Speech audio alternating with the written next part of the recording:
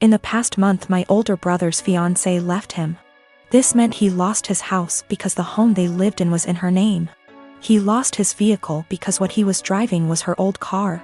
He also lost his job because he was so focused on his breakup that he was constantly making mistakes. He moved in with our parents, who live about 5 minutes away from my husband and I. I do have a lot of sympathy for him.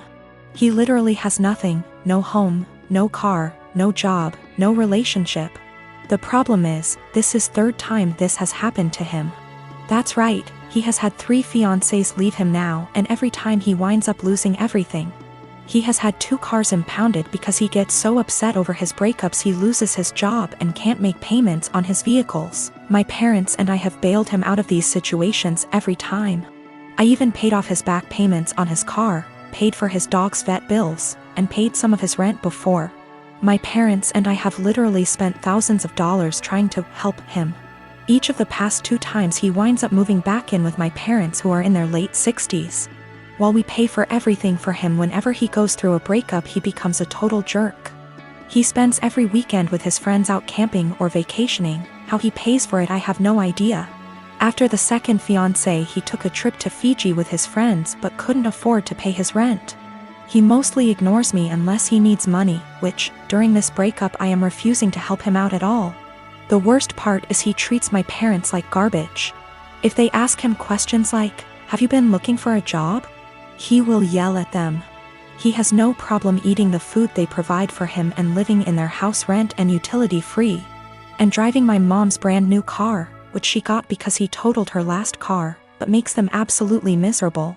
My mom told me he will yell at them, call her stupid, trashes their house, sleeps all day, and leaves the care of his dog up to them. Every time I see my mom lately, it's obvious that she's been crying. The most recent event took place on Sunday. In an attempt to get him out of the house for a while, I offered to take him out in our boat. He seemed super excited about it, and when he's excited he can actually be a lot of fun to be around. He tells me he's hanging out with friends but will be back in town Sunday afternoon. Sunday afternoon rolls around and he's nowhere to be seen. I get a text around 6 p.m. that he's decided to go to a local tourist destination with all his friends. They are going to tube down a river. I'm bummed because I was honestly looking forward to it, and because my brother has once again chosen his friends over his family. But it's whatever, I honestly don't rely on him for anything, so it's not that big of a deal. But then I find out he's driving my mom's car and she has to be in her office early Monday morning. Then the peaceful protests in our town turn into full-on riots, and my brother is still not home. At this point he can't get home because they've blocked off access to our town, so he just stays with his friends, and I wind up taking my mom to work. My dad tries to talk to my brother on Monday about how irresponsible he was, and my brother just yells at him, and then locks himself in my parents' basement for the rest of the day. My parents are miserable. They want to help and have always said they will do anything for us kids. But they are just enabling my brother every time they bail him out. My dad has major health problems that are being exacerbated by the stress my brother is causing. My mom has a history of severe depression that I see her slipping back into the longer my brother is with them. I'm really close to my parents, and they are usually very fun people. The longer my brother stays with them, I am seeing them become depressed, short-tempered, and miserable. I tried telling them to kick him out. One of his friends would surely take him in. But they insist that they don't want to leave him homeless. I can't convince them to kick them out, but is there anything else I can say or do that might get my brother to get his head out his ass and get a job?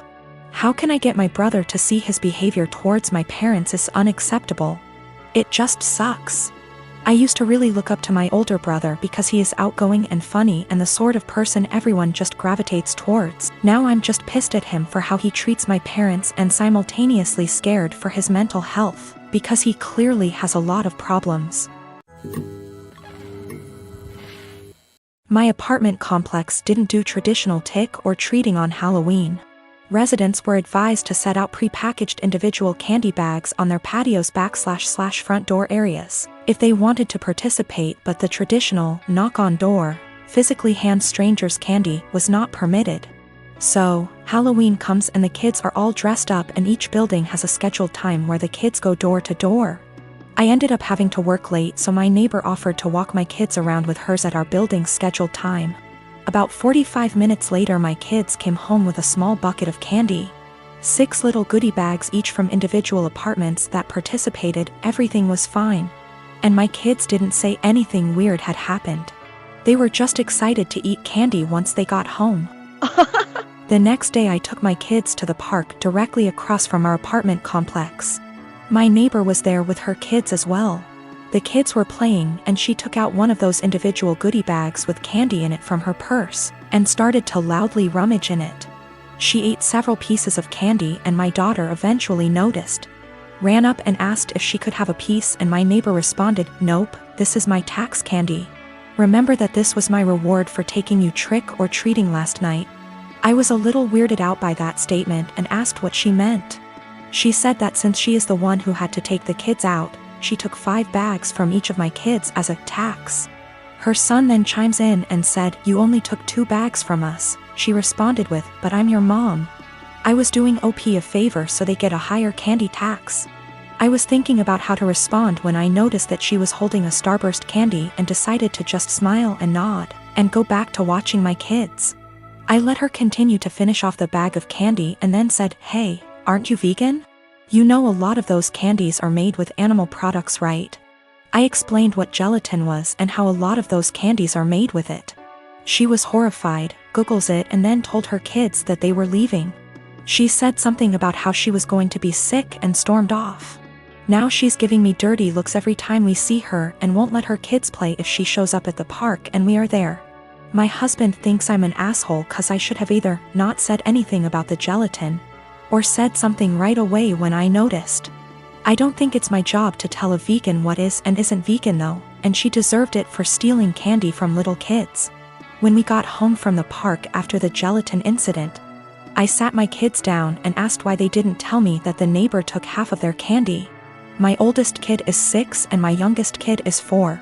6-year-old explained that as they went door to door during their designated trick-or-treating time, she would have my 4-year-old grab 2 bags instead of 1 from each apartment for the majority of them. She explained it to my kids that they were grabbing extra bags for her to be handed over at the end as taxation. So either freaking way she was directly taking candy from my kids or taking candy from other kids through mine. As for the authenticity of her vegan sim, I may have exaggerated when I said super vegan when I first posted this. She claims to be vegan and is very in people's faces about the benefits, etc. It's 100% about the health side. She brags about veganism curing cancer, diabetes, even some mental health issues. I have never once heard her talk about the benefits for animals. She also sells herbal tea products, customized gym clothing, etc., so she totes a pretty big vegan lifestyle. If that makes sense. Now for the gelatin. She knows what gelatin is, she knows what it's made out of, she knows that there are obvious things that she can't eat. But she had no idea that a lot of candy specifically had gelatin apparently. When I told her that they had gelatin in it, she knew what gelatin was but Googled the candies to see if I was correct. I think she is either really dumb or she eats non-vegan stuff all the time when no one's watching, and had to pretend to be horrified about it at this point. Cause a lot of you guys have pointed out that you literally can't be vegan and not know these things. I'm not vegan, I'm not even freaking vegetarian, and I know these things. So I live in a flat with 3 other people, childhood best friend, a guy from my uni course and his cousin. For the most part we get along really well and rarely have disagreements. However, this has been a real point of contention lately. About 6 months ago I began a relationship with a guy I've known for a couple of years. I know it's still a fairly new relationship, but I really like him, he makes me really happy and we're pretty serious about each other. Up until recently, he would come visit me at my flat 3 to 4 times a week. This was mostly due to the fact that I have chronic fatigue and going on proper dates can be really challenging for me. Instead of going out to dinner or a film or whatever, we'd just chill in my room or the living room, watch TV and get takeout or cook together. I didn't really consult anyone about this, Bex to say. All the other flatmates have their partners over as often if not more so, and B, he rarely spends the night and usually leaves before 10 p.m. because of his work schedule. So the issue, 2 weeks ago, comes to me and tells me that I need to stop having my boyfriend over because it's starting to get annoying. I asked her why and she said it's irritating to have someone who doesn't live there, skulking around all the time. I pointed out that her boyfriend sleeps over 3 nights a week and thus is here more often than mine, and she claimed that was different because they've been together for 11 years and are moving in together once her lease is up. She said she's discussed it with the other flatmates and they've all agreed he needs to stop coming over or he has to chip into the rent, because it's getting ridiculous. Note: nobody else's partner chips in on the rent. I confirmed with the other two that yes, this is an agreement they've made. Though my best friend said basically made her agree by threatening to cut off the Wi-Fi and utilities, which are in her name, if she didn't. I asked if this rule applies to everyone, but apparently it's just me. I pointed out that it's unfair and was basically told to deal with it. My potential assholery: I've begun loudly insisting that if my partner isn't allowed to come over, neither is anybody else's. If I answer the door to anyone's partner, I'll send them away. If I come home and someone's partner is there, I'll make a point to mention that I thought we weren't having partners who don't pay rent over anymore. I've asked boyfriend over and over how much rent he's paying and pretend to be affronted and make a fuss when he says he doesn't. Everyone's pretty pissed at me and is telling me I'm being unreasonable. I know I'm being petty, but I think it's unreasonable that there's one rule for me and another for everyone else, and I'm trying to make that point. Am I really the asshole here? Some questions people keep asking. If I knew of something my boyfriend was doing to be annoying / if anyone had told me that he was doing something, I'd have included it. I'm not aware of anything he does, and when I ask why I doesn't like him, I just get a shrug and just do. I will also state I'm bi, and she's never had an issue with any female partners I've had. We don't hang out in the living room much. We literally only use it if there's something we want to watch that I can't get on my bedroom TV and there's nobody else in there. We use the kitchen more often than the living room, but honestly even that isn't that often. We eat far too much takeout pizza rip. A lot of people seem confused, so just clearing up who's who in the situation. The one who brought all this up is not my best friend. Not to get too much into a tangent, but basically just over a year ago I was moving out of halls at university and was looking for a new place, so we decided to move in together. At the same time, a dude from my course was looking for a flat share. We couldn't find a 3-bed but found a really nice 4-bed, and he mentioned his cousin was also looking for somewhere to live, so she got on board too. I only met her last year and we don't really know each other very well. By chronic fatigue I mean chronic fatigue syndrome. Sorry, that's apparently so unclear. My wife and I have a 2-year-old son and have been married for 4 years. Our anniversary was a month ago and we found a nice, secluded cabin on Airbnb and rented it out for a long weekend getaway. My wife asked her parents if they would be willing to watch our son, and they agreed as long as we dropped him off at their house. That worked for us since it was on our way anyway. I was raised Lutheran and my wife was raised Catholic, but neither of us currently go to church and have not had our son baptized. My mother-in-law knows this and hates it. She thinks our son needs to be baptized or he will burn in hell. She's that kind of Catholic. So we go on our trip, and when we pick up our son and ask how the weekend went, mother-in-law says everything went fine and that she has saved my son's soul from the devil. I ask her what she meant and she says she had our son baptized that morning at her church. I tried my best to keep my cool so I didn't scream at mother-in-law in front of my son, but I pretty much grabbed my son and left. On the car ride home I was fuming and told my wife as calmly as I could that this would be the last time her parents have our son unsupervised. She tried to downplay what her mom had done, but I told her we need to wait until we get home to talk about it because I'm not fighting in front of my kid. When we got home and had a chance to talk about it, things got heated. I told my wife I no longer trust her parents with our son, and that if they did something like this behind our backs, I can't trust them to respect our wishes as parents in the future. I said this was a huge breach of trust and I will forever look at her mom differently.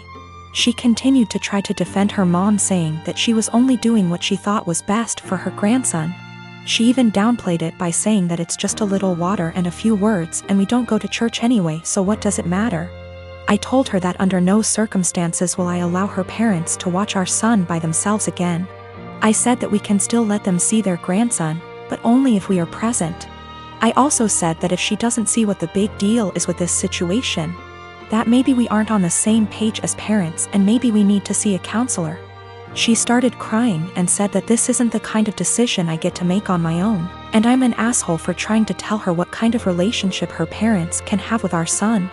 I told her that I no longer have any trust or respect for her parents and that I don't know if there's anything they can do to repair that. I told her what her parents did was unforgivable in my eyes, and they put themselves in this position to lose privileges with our son. She's been trying to convince me to change my mind for the last month, but I'm not budging.